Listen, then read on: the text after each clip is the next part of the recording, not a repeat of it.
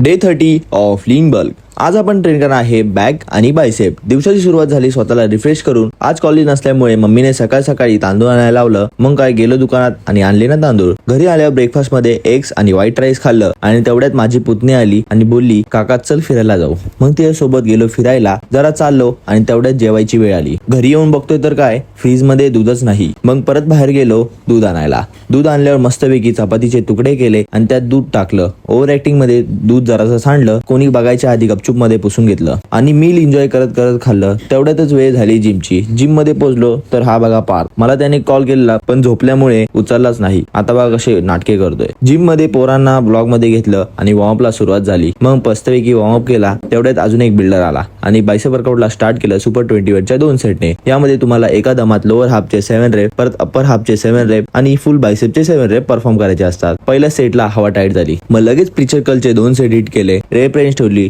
Till failure.